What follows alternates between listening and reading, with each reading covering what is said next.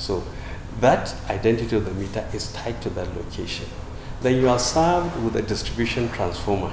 So in terms of the information about this customer that is in this location, the distribution transformer serving him and the feeder that is serving him, all part of the complete information that forms this CIN number, customer identification number. So when you move, that CIN remains where it is. When you move to the new location where you have fully paid, you have another meter that is placed there. Not that you move there and then suddenly there is no meter. Meter Assets Provider gives local manufacturers at least 30% of these meters to supply, with the possibility of an increase based on their performance. Engineer KOLA BALOGUN sits at the aim of affairs of one of the biggest local manufacturers in the country, MOMAS. He sees the Meter Assets Provider as a step in the right direction. Meter Assets Provider is another scheme from the regulator or the government to ensure meters are given over a period of time, or any consumer that are willing to pay for the meter have the liberty and freedom to pay and get the meter as at when due within specified limited period. So it will cut off all the bureaucracy of queuing, pay for meter without getting it over a period of months, and it will totally eliminate all this estimated billing for consumers. So I actually see it as a welcome development to free consumer from the dominance of estimated billing by the DISCO. Beyond giving every consumer an opportunity to measure electricity consumption accurately, the program will also be of immense economic benefits to Nigerians. The economic benefits is so huge that anybody who understood what the map is all about is opportunity for them to reduce our unemployment in the country, because young guys will be able to do meter installation, and in other words, to remove all the bandits on the street and every other thing. They will be able to have something to do. What I've foreseen as a major setback for the policy is financing. The tenure for the deployment or for recovery process is too long. It's like 10 years. We have never gotten any bank that will be able to do long-term financing, and even the foreign firm are not so comfortable to actually give us a long-term financing. So the government still need to look into it so that we can reduce the recovery period to a minimum of 3-4 years, and also our financial institution in the country or government can even intervene through the CBN to provide liquidity for the purpose of, because what we are addressing unemployment, we are addressing consumer dissatisfaction. So when we are addressing labor issue, the issue of lack of performance from the DISCO. So it requires a government intervention. So government should intervene by making sure we have sufficient liquidity. We as a manufacturer, we need upfront payment in order to prepare ourselves to buy the raw material and every other thing. And we can use that opportunity to do expansion in order to create more avenue for us to employ more Nigerians into the manufacturing scheme. And it's an opportunity to equally enforce any foreign people who want to participate in the map to come and set up their factory here.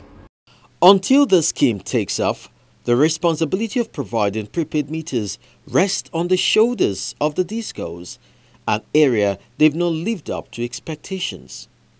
It, however, appears the initiative to them is also a blessing, but there are areas of concerns as well, according to the spokesperson of the Association of Nigerian Electricity Distributors, ANID. It's a good idea. There's still a lot to be done. Because even when there's a problem, go to the root cause of the problem. The problem of metering didn't just start yesterday. The problem of metering did not start with the current DISCOs. It did not start on the 1st of November 2013 when we took over the assets. It has been there for a long time. There has been a lot of metering gap, and in dealing with it, anything that will bring meter to our customers, we support. No person, no other person is more interested in the supply of meters, particularly prepaid meters. Nigerians prefer prepaid meters. The regulator has a very crucial role to play to make this industry whole. A situation whereby a regulator will be making political statements, it's not good for the industry. A regulator must be a regulator. A regulator must not be emotional. A regulator must not be sentimental. We should do the best for the country. We should put the nation first. We should stop playing politics with power. What we have today is a lot of mixture of politics. Some people want to please their godfathers. We should stop that. We should please Nigerians. And in doing so, we should look at the whole situation. Meters. Why don't we have meters? Is it that the DISCOs don't want to supply meters? What is the DISCO's current financial situation? What has made it worse? Has NEC played their role as regulators? Because they gave us a tariff which commenced on the 1st of February 2016.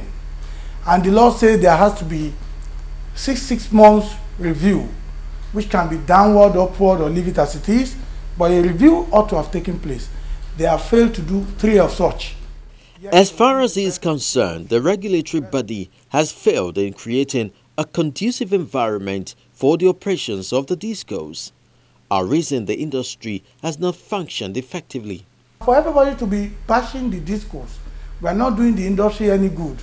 You can even take the licenses of all the current investors, take it from them, let them go home, give them their money, take the license, give it to somebody else. If you bring an angel to come and run the Nigerian DISCO as at today, that angel will fail, because all those factors that will make success a reality are just not there. But again, we welcome MAP. To keep the industry healthy, there is need for stakeholders to work harmoniously. This, he feels, is absent and therefore constituting a clog in the wheels of progress. The gray areas are on the issue of transparency, the issue of the contractors, the issue of the people that they appoint or they choose to do this thing, the issue of cost recovery, the issue of what goes to who. Those ones, they need to work it out. A situation where the liquidity crisis here is huge, even where we still have issues with MBA debt, and they don't want anybody to talk about it. A situation whereby people that are supposed to be paying their bills are not paying. And now we have a list of these DISCOs with heavy deficits on their books. That kind of situation is not good. And for the DISCOs too, we are not efficient enough. We need to do better. Power supply, more than any other factor, is germane to the sustenance and growth of industries, which in turn drives the economy of a nation. To move forward, the blame game must stop, and every supporting structure primed properly for optimal output, so the average Nigerian can comfortably map his way out of exorbitant billings.